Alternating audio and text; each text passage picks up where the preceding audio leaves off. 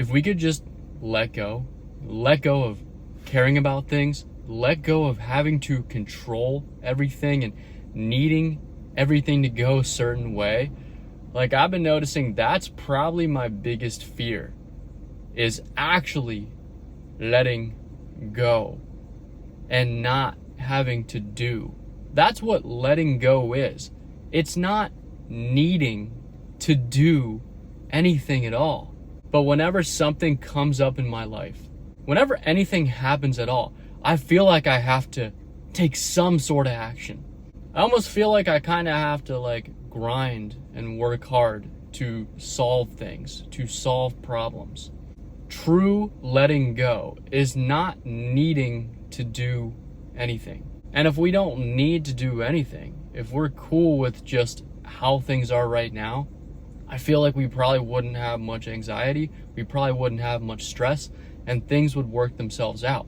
But there's obviously a balance, and that's what I call supreme balance. It's not just sitting back and doing nothing, being a lazy bum.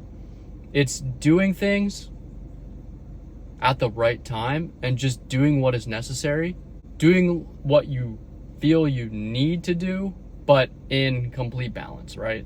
Like, I can't just be sitting on the couch. I gotta take some kind of action, but I don't need to overdo it. I don't need to burn myself out.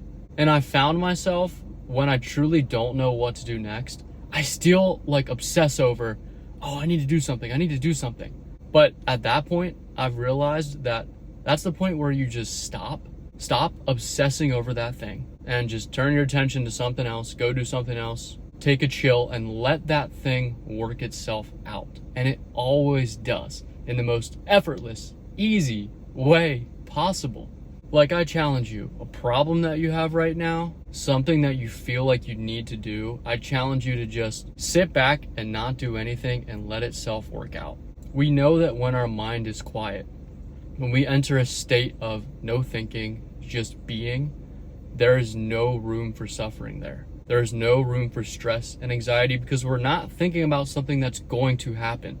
We're not obsessing over something going a certain way. We're just existing.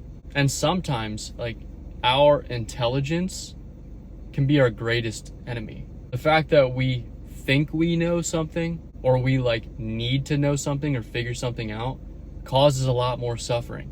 In a true state of letting go, a true state of surrender, our brain like stops conceptualizing everything. It stops having to know everything, because in reality we don't really know shit. And when we stop trying to figure things out, we just exist. We literally become, for lack of a better term, we become one with everything, and we instinctually understand everything. We just like flow with things instead of trying to resist and push against life. It's like, I live at the beach now, basically. So I've been thinking a lot about how waves work and, riding waves. If you get yourself in the wave at just the perfect time, you can just effortlessly go with it, and it feels like you have control within the wave. We know in life we have a certain amount of control, but we don't have too much control. We can put our intention out there, but we gotta let go of that intention and let it work out in the most natural way possible, instead of interfering and trying to force and push. And then what does life do? It just pushes back against us. And then our life gets distorted, it gets super hard, instead of just doing enough to put ourselves in the wave and then just go with the wave. That is balance. Like, the secret to life is just being balanced in all ways. There's always gonna be good, there's always gonna be bad, there's always gonna be easy times, tough times. There's upsides and downsides to everything, and that truly annoys me. I wish there was just like positive and good every time. I wish I never experienced setbacks, but there's just positive and negative is just inherent in life, and we got to put ourselves right in the middle of that. And back to us being too smart, or trying to be too smart, make sense of everything. When we label things in our life as positive or negative, good or bad, right or wrong, we put ourselves in a freaking box But actually something that is really bad that happens to us could end up being good. So how do we know what the heck is good or bad? And if you look at the levels of consciousness that Dr. David Hawkins created, I've been reading his book.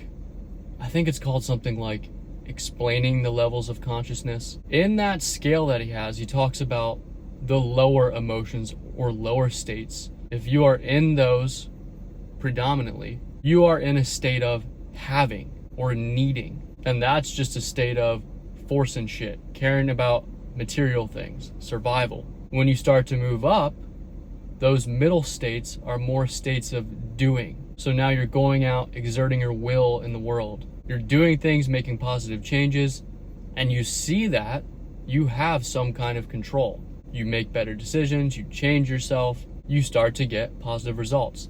But that's kind of still forcing, and that's not fully letting go. When we start to reach these higher states, this is what David Hawkins calls true power.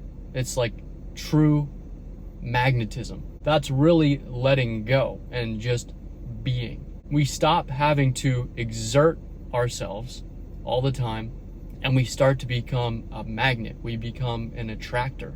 And that's super hard to understand because we've been raised, we've grown up thinking that we have to grind. But when we start to figure out how powerful our energy, how powerful our attention is, that things are really created, not in the physical, but they're first created on a non-physical level or realm or dimension, which is thought, and then it trickles into the physical.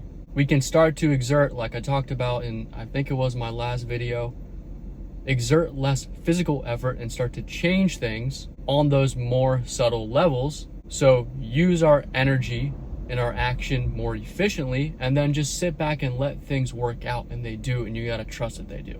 But imagine if you just looked at your stresses and your problems right now, and you were just like, oh, I don't need to do anything. I don't need to do anything right now that would make a difference. When I think about that, I feel my body just like releasing it all. And I'm trying to, whenever I get into that obsessive, like anxious state, just remind myself constantly, I don't really have to do that much. Just what is required, and then just be done. It will work itself out. So this probably got kind of long, and I didn't really have many notes. I just wanted to talk, but hopefully it helped, because I'm at a time right now where I really just gotta let go and trust myself and trust that things will work out, and you probably have to too. That's all I got. See ya.